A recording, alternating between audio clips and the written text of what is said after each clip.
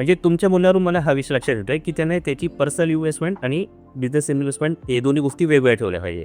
पण हे नेमकं कशा पद्धतीने केलं पाहिजे हे थोडं एक्सप्रेशन करून सांगते. मुळात ह्या इन्व्हेस्टमेंट वेगळ्या करण्याचं कारण काय आहे, तर त्याचं क्लॅरिटी यावी. आता क्लॅरिटी यावीचे बरेच अर्थ होतं.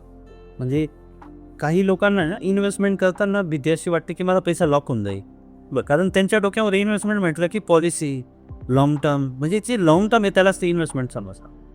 तर जो शॉर्ट टर्म गोल आहे त्याच्यासाठी तुम्ही इन्व्हेस्टमेंट कुठे करू शकतात, तर लिक्विड फंड्स. आता लिक्विड फंड्स काय, आता तुमचा प्रश्न असेल की लिक्विड फंड्स काय, बरोबर. तर लिक्विड फंड्स हे गव्हर्नमेंट बॉन्ड, ट्रेजरी, जे बिल्स असतात यामध्ये इन्व्हेस्टमेंट केले जातात. अगदी सेफ सिक्युअर्ड आहे. तुम्ही जसं सेव्हिंग अकाउंटमध्ये पैसे ठेवतात त्याऐवजी तुम्हाला इथे ठेवायचे. कारण काय, तुमच्या पैशाला सगळ्यात जास्त धोका कोणापासून आहे, हे आपण स्वतःपासूनच म्हणू शकतो की एफर्ट करून टाकू. दुसरं कोणापासूनच धोका नाही, सगळ्यात जास्त धोका हा तुमच्यापासून म्हणजे स्वतःपासूनच आहे. मग ते तुमच्यापासून बाजूला ठेवणं, ओके, हा झाला एमर्जन्सी फंडाचा प्लॅन आहे. प्लस सेव्हिंगला तुम्हाला 1.5-2.5% व्याज आहे. इकडे तुम्हाला कमीत कमी त्याच्यापेक्षा तर छानच मिळणार आहे 2-4%. सो लिक्विड फंड झाला तुमचा वर्किंग कॅपिटल किंवा शॉर्ट टर्म नीड्ससाठीचा इन्व्हेस्टमेंट.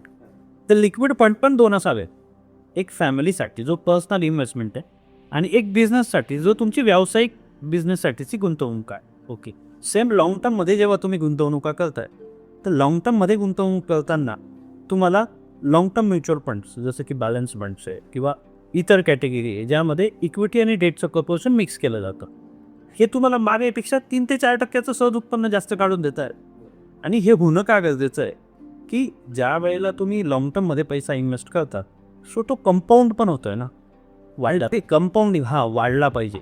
व्यावसायिक कधी होऊ शकतो जेव्हा त्याचा पैसा काम करणार, बरोबर. सो आपण काय करतोय, इन शॉर्ट पैशाला ऑर्गनाईज पद्धतीने कामाला लावतोय.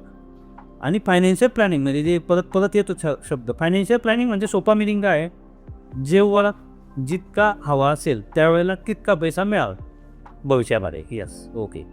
मला जर का त्यावेळेला 20 लाखाची गरज आहे तर मला आज प्लॅन करावा लागेल, तेव्हा 20 लाख मिळण्यासाठी मला आज काय करावं लागेल, बरं. आणि तो त्यावेळेला उपलब्ध झाला पाहिजे, तिथून एक्झिट पण मिळाली पाहिजे.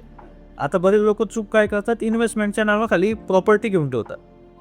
सो ज्यावेळेला तुम्हाला एक्सपान्शन करायचं आहे, ज्यावेळेला मुलीचं लग्न करायचं आहे त्यावेळेला तुम्ही हे एक्सक्यूज देऊ शकतात का की प्लॉटला गिराईक नाही आहे, नाही आपले तेव्हाच पैसा पाहिजे म्हणजे पाहिजे, याचा पैसा आहे त्या वस्तू. तुमच्या इन्व्हेस्टमेंट ह्या लिक्विड पण असाव्यात जिथून तुम्हाला एक्झिट घेता येईल, पार्शियल एक्झिट घेता येणारे पण असावं तुमच्याकडे इन्व्हेस्टमेंट.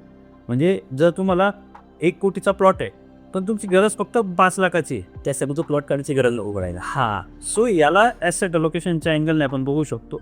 त्यांच्या गुंतवणुका, तुम्ही जो प्रश्न विचारला, त्यांच्या गुंतवणुका ह्या लिक्विड फंड्समध्ये, म्युच्युअल फंड्समध्ये, गोल्डमध्ये, त्यातल्या त्यात रिअल इस्टेटमध्ये पण असाव्यात, समजा त्या काही प्रमाणात असाव्यात. सो ह्या पद्धतीने आपण त्याला डायव्हर्सिफाईड करू शकतो.